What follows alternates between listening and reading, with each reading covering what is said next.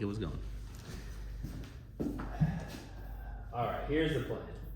I'm gonna set it up like this. This is mostly to help me kind of like organize myself. I'm gonna draw lines like this, and I want you to think about this like this is page number 1, and this is page number 2, and this is page number 3. So like, don't be chopping your paper up. I'm gonna zoom in on one of these at a time. You can just kind of deal with it like that. This is the best way for me to kind of use the space. Hopefully we don't take up more than 3 of these columns. All right, AAHL 1 sweep. Let's do it. We are day 1. And a lot of these things you'll have to work with me because like my handwriting kind of sucks because we just got out of summer. So AAHL 1. And we're gonna start with 2.1. So 2.1 is functions. We're gonna be talking about all kinds of different stuff, and we are starting with lines, which probably feels pretty easy. The goal is every single thing we do today, you're like, oh yeah, okay, that's not hard. Every single thing we do today might be a little bit like, it's been a while, but I imagine we're just gonna like power through this stuff super. So, we're gonna start with slope. You guys heard of slope before? You know about slope?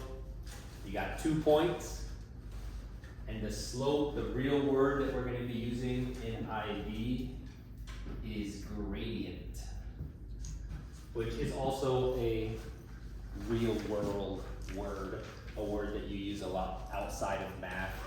They just tend to like this word gradient more than slope. I don't know if it makes them feel better than the people in algebra, but we're gonna be trying to use gradient, and it's one of those things I'm probably gonna kind of struggle with a little bit because I've never really thought of gradient before, but it's gradient. So we're gonna have the gradient formula,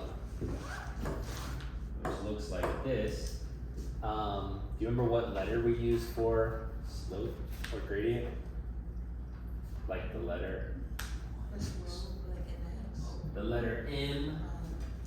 Not quite, it goes near the X, but we're not really gonna count the X. But we're going with M, and when we used to say in algebra the slope was blank over blank. Do you remember what that was? Nice, okay, rise over run. And when we're talking about y's and y values, are we talking about the rising or the running? Right.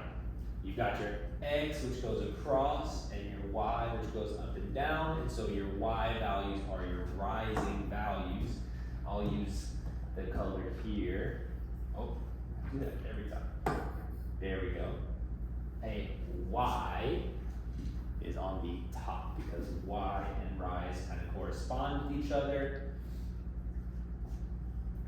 And so then the x value that goes with that y, because they're going to be a nice little pair, is going to go stacked on top of each other. Again, this is the slope formula. I hope this feels, Mr. Collier, we've seen this. Goodness, this is slow, we get it. And so you have another y on top of another x. And again, the reason that I colored these on top of each other like that is because that's how you're going to need to stack your coordinates, make sure they work. Now you'll see in a textbook or online or whatever, they'll put these little ones like that. And that's basically the same thing that I've done with my colors. It just means make sure the one on the top and the one on the bottom are coming from the same coordinate. So if you like these 1s and 2s, you can do them with 1s and 2s. And if you like them putting, x2 before x1, then just make sure that y2 comes before y1. They really don't matter. Just make sure they're stacked up on top of each other like that. So that's really not that hard. Slope formula, let's do a little equation here and see, not equation, let's do a little question here and figure it out. So let's say find, and also my handwriting is so bad, it'll probably get worse. Find the gradient between A, which can be 3, 1, and B, which can be negative 4, 5. All right. If I stopped class right now and said, do this question on your own, and if you get it wrong, you're flunking out. How do you think? Are you feeling confident that you can get this right, or are you still feeling a little nervous? Doing okay? Like, with this whole process, doing okay with it? Obviously, nobody's flunking out, but just curious how we're feeling with this stuff. Sweet. So let's just power through this question. We need to make n equals, I like to start with n equals fraction minus minus. Because one of your biggest issues is that you forget those minuses. So I'm going to start there. And I would even recommend, if you want to be a kid who gets this right every single time, which, again, you're a smart kid, but I even like throwing some parentheses on there. And the reason I like throwing some parentheses on there is because some of these numbers, like this one right here, is going to bring its own negative along with it. And sometimes people can forget this negative because they already have that negative. But these negatives come from the formula and they have to stay there. This negative comes from the coordinates, so that also has to stay there. So we should be keeping both of those things. All right, all that said, we need to now fill out our formula. Does anybody know a number that can go in this top left spot? 1. 1 works great, okay? You had 2 choices, you could have put 5, but you picked a 1, and that means we have to be very, very picky about what goes here, what number must all guaranteed go there. 3. Has to be 3. And the reason is, just like we have up here, the yellows have to be stacked on top of each other. Well, if this is the yellows, they have to be stacked on top of each other. Of course, the Y's go on top. At this point, I think we have gone as slow as we could possibly go. This is pretty easy. 5 goes up here, and this is why I said I like those parentheses, because don't forget that negative. Good afternoon. At this time, any ninth grader who still needs a Chromebook should report to the Media Center. Didn't they already Ninth say graders that? who still need a Chromebook should report to the Media Center. This is the last call for today. Any student in Last 10th call. grade who still need a Chromebook or who attends the Tech Center and still need a Chromebook should go to B23 at this time. 10th grade students and those who go to Tech Center should report to B23 at this time if you still need a Chromebook. Thank you. Sweet. You're not getting another example of slope. Gradient. You cool with that? Sweet. We're going to move on, and we're going to do parallel and perpendicular. We heard those words before? Nice. Hope we have parallel. Tell me a fact about parallel lines. Go. They have the same slope. Wrong. That's not it. Gradient. Oh. Just being silly. You're right, they do have the same slope, but I don't know, we're elitists now. We're in AAHL, we don't use slope, we only use gradient. Yes, very good job. We have the same gradient. I do appreciate you saying that, and I'm sorry that I sarcastically said no, that was a little rude. But you're right, they have the same slope/gradient. That makes it pretty easy if M1 is equal to 3. And we also know that M1 is parallel to M2. Does anybody know the fancy symbol for parallel lines? It's, yeah, pretty much just lines. If we know this, that means slope 1, gradient, is parallel to gradient 2. Then what do we know about gradient number 2? 3. Right, it's the same.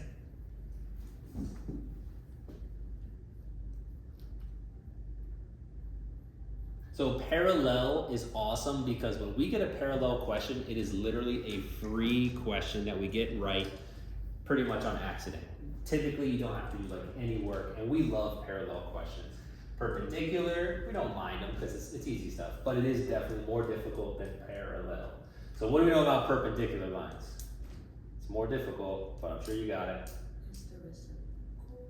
Is that how you say it? That is how you say it, reciprocal, but you're halfway there. Nice, good catch. We're going with opposite reciprocal. Reciprocal.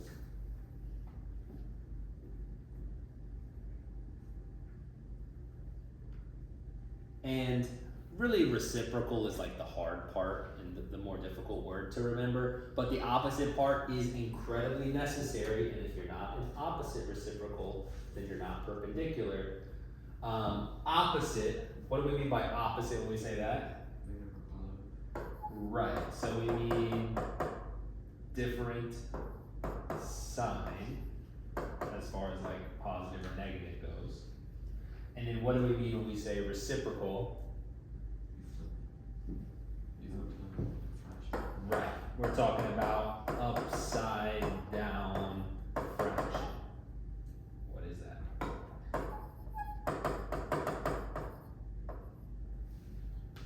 So we have to have both of these things to be true. You must have a different sign, and you must be the upside down fraction. So if we know that M3 is perpendicular to M4, do we know the fancy symbol for perpendicular? Everybody loves learning the fancy symbols for math. Upside down T. So right, absolutely rock star, she's got it. Upside down T. That means perpendicular. So if we know that M3 is perpendicular to M4, and maybe the gradient for line 3 is -6, then what is the gradient for line 4 gonna be? Gave you a little bit of a screwball here. We have to be different sign. That's easy. M3 was negative, so M4 is gonna be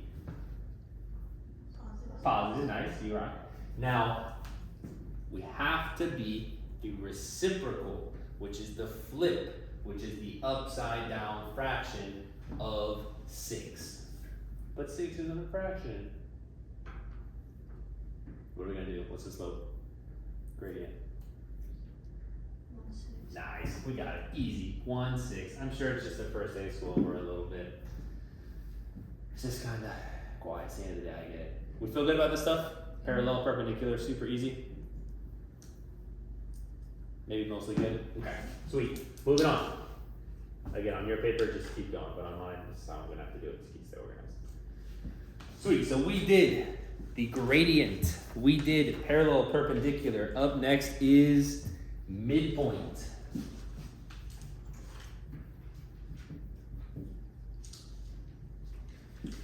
And midpoint, to me, is the easiest one. It's just the best one because it's just so obvious. It's just so nice. So let's get a point. I guess we already used A and B, so let's get point C and point D. Anybody got favorite numbers you want to shout out? 7. 7. 3.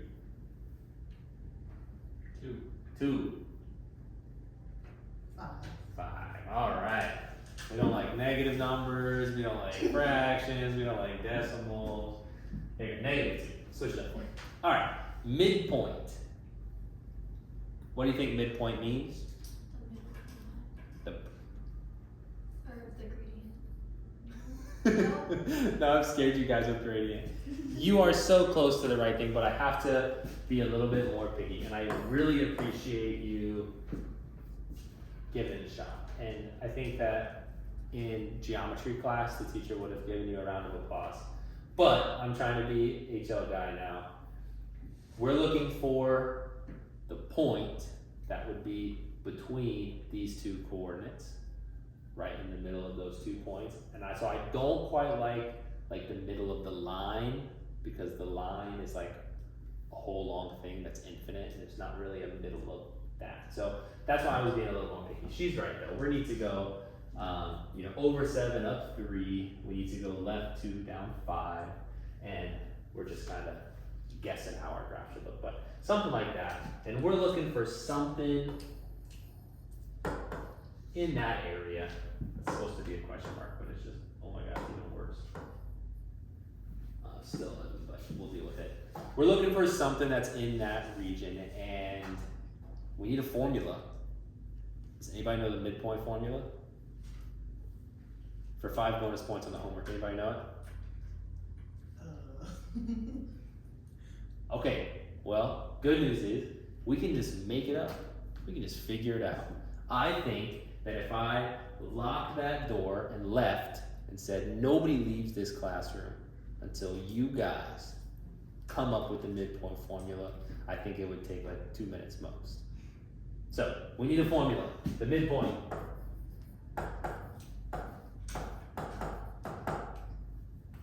We got any ideas? How do you find the middle of something? Come on. Half it. Yeah, half it. So obviously, right, we're gonna need to be half in it. So half means divided by 2. Sweet. Okay. What else do we need? What else are we gonna put on the midpoint formula? What are we gonna cut in half? So I'm with you, the gradient, right? But not the gradient, because the gradient is the slope, which is the angle, and that doesn't really matter if we cut that in half. Does the midpoint have to do with gradient? Not really. It has to do with distance, right? So what are we going to cut in half?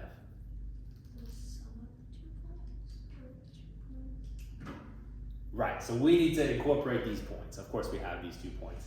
And when you're trying to come up with something that's in the middle, you gotta add them up, divide by 2. You gotta find the average, right?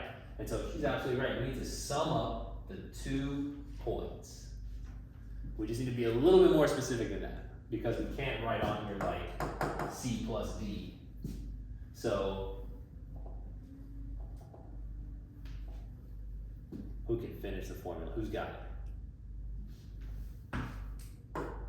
Just gotta find the average. Now, I gave you a little bit of a spoiler here. How is the midpoint gonna look? Is it x1 plus y, or x2 divided by 2 plus the y1 plus y2 divided by 2? I get average of that. Okay, I think you're like so incredibly close. Hold your thought, I'll come right back to it in 30 seconds and you get it. How's our answer gonna look? Right? What do you say? In the middle of the 2 points. Right, but what is it gonna look like? Is the answer gonna be 10? No, it's gonna be x, y.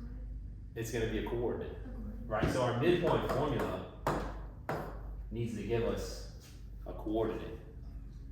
So is it x1 plus x2 divided by 2? Oh. And then, yeah, y1 plus y2. Oh. Is that what you were saying? Yeah. Okay.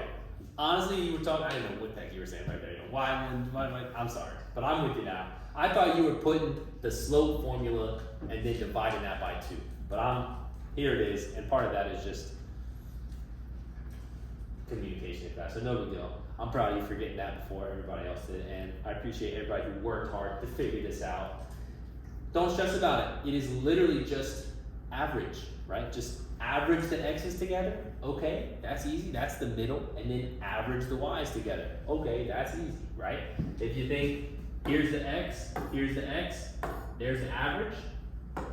Okay. Oh, here's our average, and then you think, here's the y, there's the average. So that should be about where our midpoint is. That's all we're doing, is we're just coming up with the average. So let's do the midpoint formula.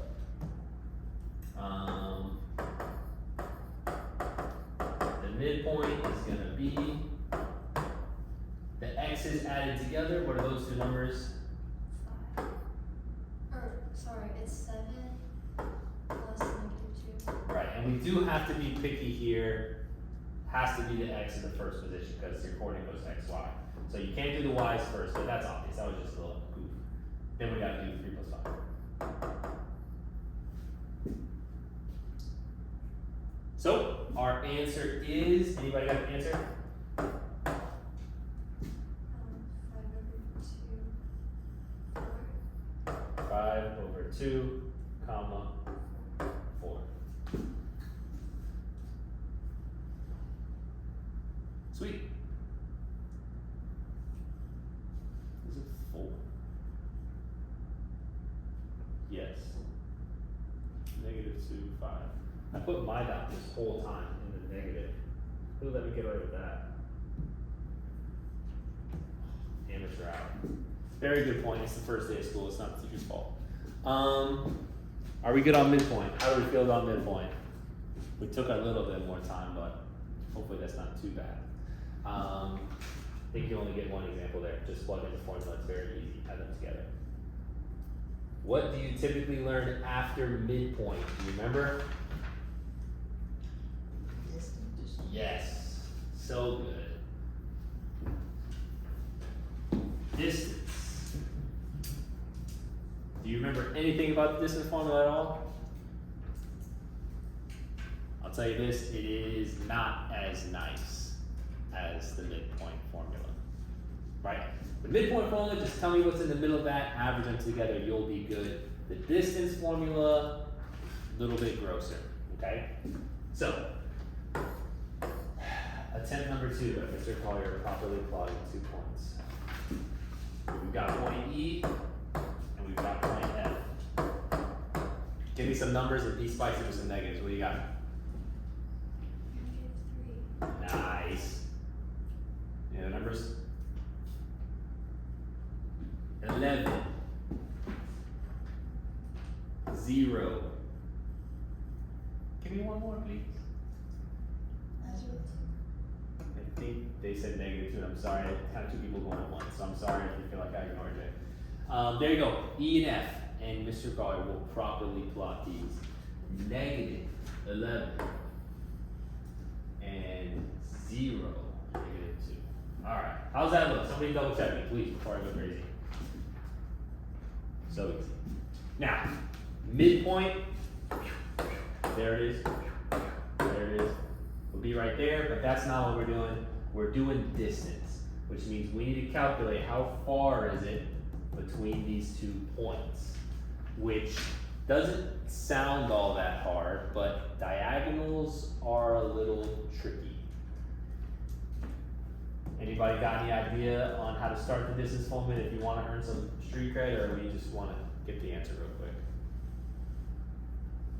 So for distance formula, we are thinking about these points, and we're thinking about a triangle, because our distance between these 2 points is going to be along that long side of the triangle. And what's the long side of the triangle called? Hypotenuse. So good, so good. Sweet. Have you guys ever seen the Key and Peele skit on hypotenuse? You guys ever seen that? You guys ever heard of Key and Peele? Key and Peele is a sketch comedy, like, show. I don't know what to even. They just do like little skits. It was Comedy Central. Anyways, they had a whole skit on hypotenuse. I was a person who tried to be funny and a person who liked math, so I love that skit. But watch it.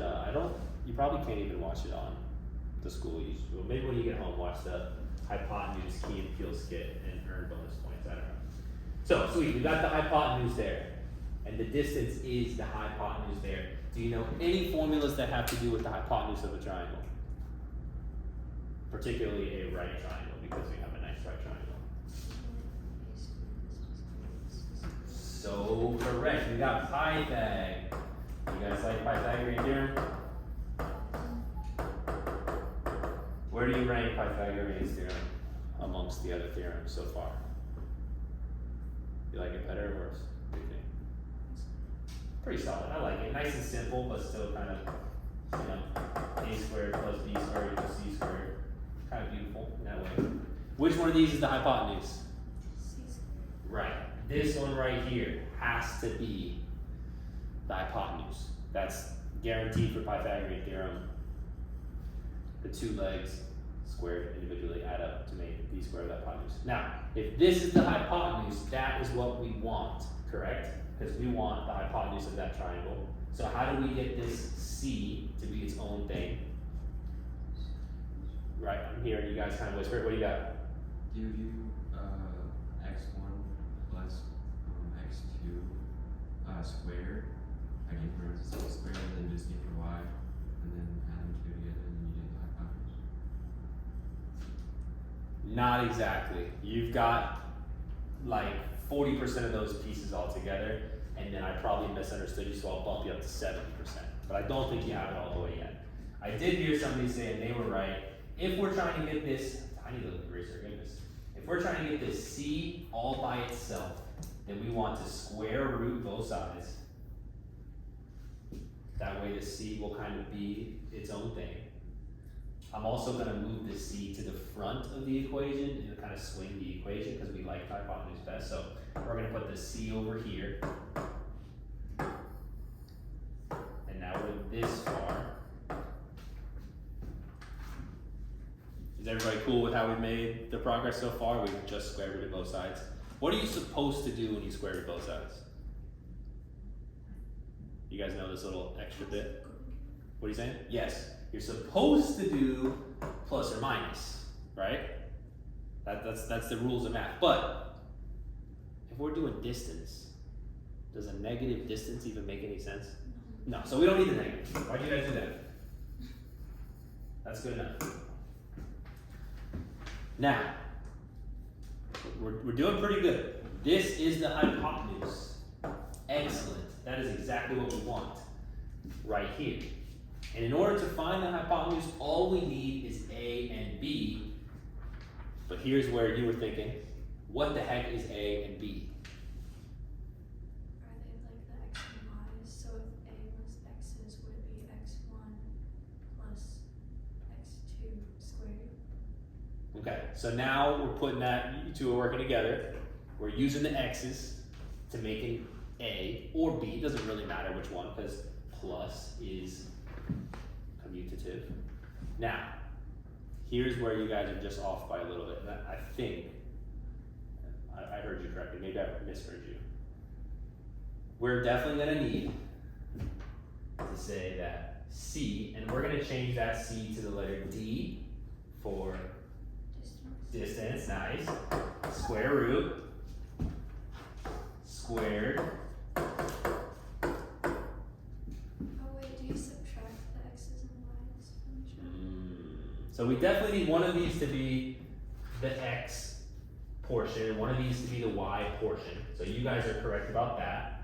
So, you know, we can put in our little X at this point. I think this is a little too thick to work, so let's bring it down. X1, ooh, hold up.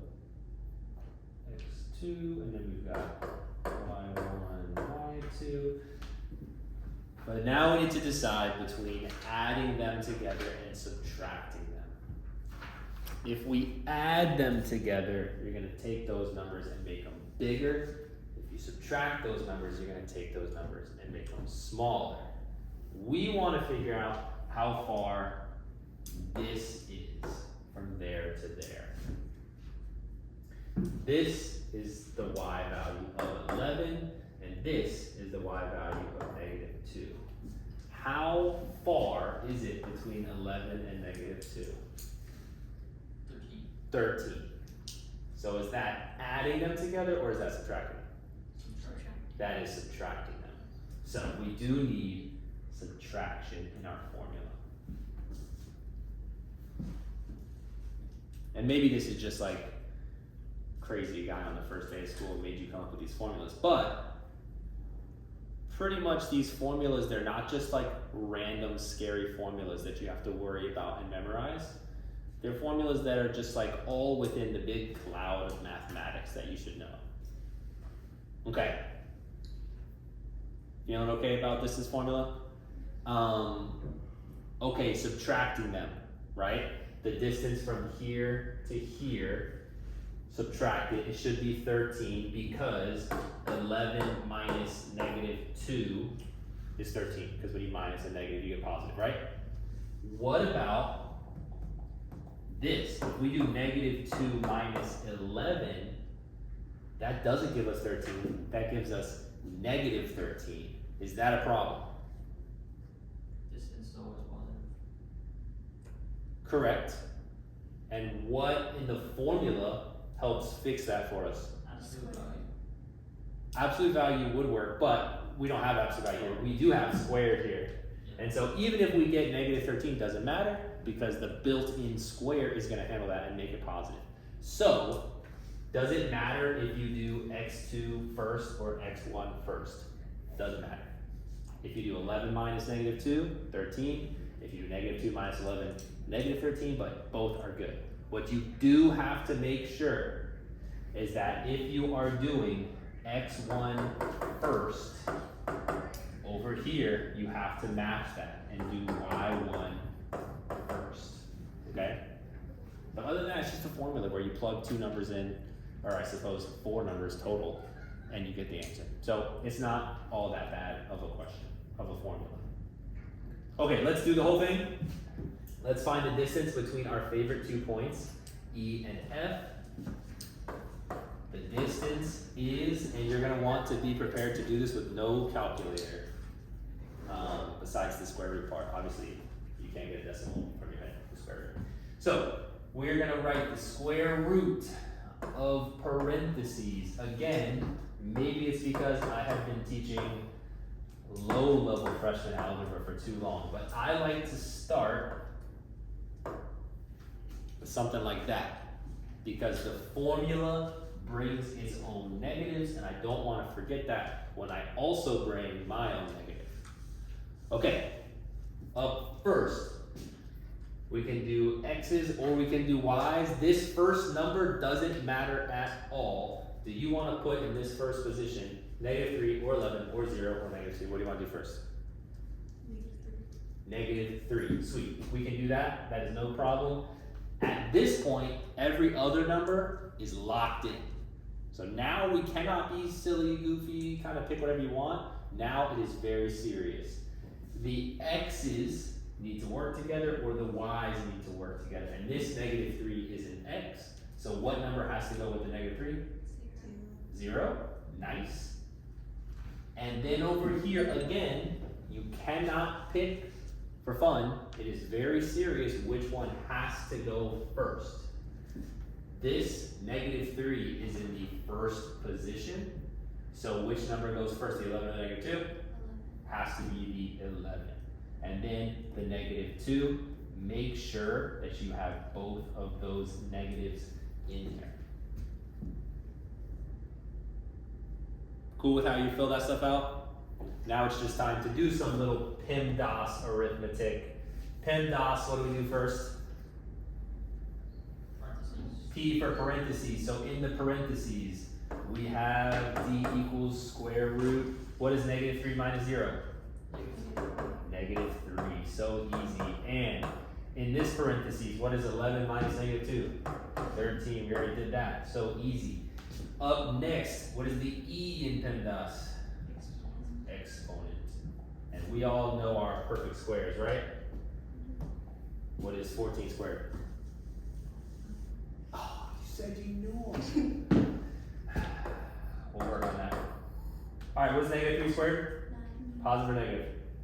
Always positive and plus, what is 13 squared? 169. Right, so if you know 13 is 169, 14 is the one everybody always forgets. People seem to remember 13 for some reason, I don't know. But 14 is 196. kind of backwards on those two numbers. Cool with that? 13 is 169. PEMDAS, what comes next? Addition, add them up, because you can kind of think about this big radical as counting as parentheses. So add those up. What is 9 plus 169? 178.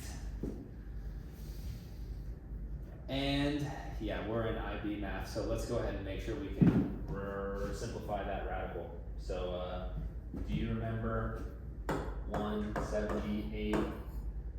How do we do it in Smarty? Radical, simplifying radicals. Do we break it down like this? Or do we do it more like this? You guys even know what I'm talking about? Sweet, so I'm gonna do it this way. 178 is 2 times what? It's almost 180. What's half of 180?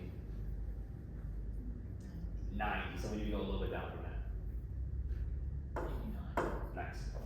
89. Eesh, that's a little bit of a gross number. Does that split up at all? Does it divide by 2? No. Does it divide by 3? Do you know how to check if it divides by 3? All numbers divisible by 3, you can sum their digits to see. So, 89, does that divide by 3? I don't know. What is 8 plus 9? 17. Does that divide by 3? No. So this does not divide by 3. Does this divide by 5? No. 7? No. I think that's probably good. So, this is as simple as it gets. Lucky for us. Big smiling face there. And we are done. What is the distance between point E and point F? A very strange number, but the distance is the square root of 178. Whew. All right, we're pretty much done. We have one little thing. I don't do this. I think we have a whole nother box left, don't we? Nice. These are not formulas, and I won't be weird teacher that makes you come up with the formulas on your own. So, last thing here is inverse function. An inverse function is going to start 2.2 for us, which is exciting. We've already crushed 2.1. Let's go. Inverse. Do you remember anything about inverse? Just like switching X and Y. Love it. You guys are so smart, so good. Remember, functions have input and output. That's what a function does. Which letter is input? X. And that means output must be Y. And so inverse, just like they both said, is where you switch the X and the Y. You have the opposite, input and output. And so, if our function is 5x minus 2, are we familiar with f of x? Yes. Please God. Okay, good. Sweet. We know all about that function. What is the gradient of function? Just asking. Anybody know what the gradient would be? 5. Nice. Slope-intercept form. We love slope-intercept form. Sweet. So what is the inverse? Now we're going to talk about the inverse, and it's going to look like this. F of x with a exponent.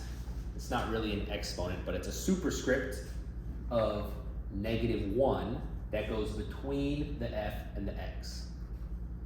So, in order to do this, the inverse would be switch x and y. We're going to turn this f of x into a nice y.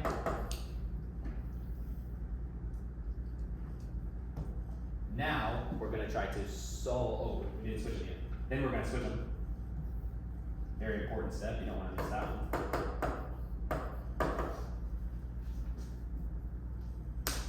So we're going to switch and, oh, guess that works.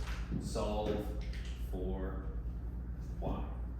So now that we're here, we want to solve for y using our algebra 1 strategies. I'm so good at these. What's going to move first, the 5 or the 2?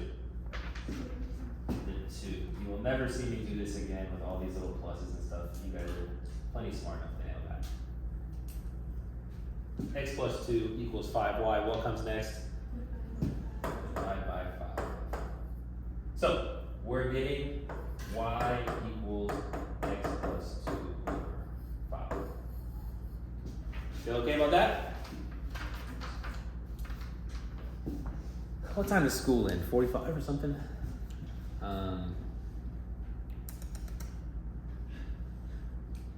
Do we want to do one more example of this, or do we want to be done? One vote done. We need 3 votes total. Done. 1 vote done. Done. You vote done? Alright, then we're done. Sweet, nice job, we're done. There will be this piece of paper posted on Canvas with a couple extra practice. So if those of you that didn't want to be done, you will still get to see it. This video, which has been recording the whole time and is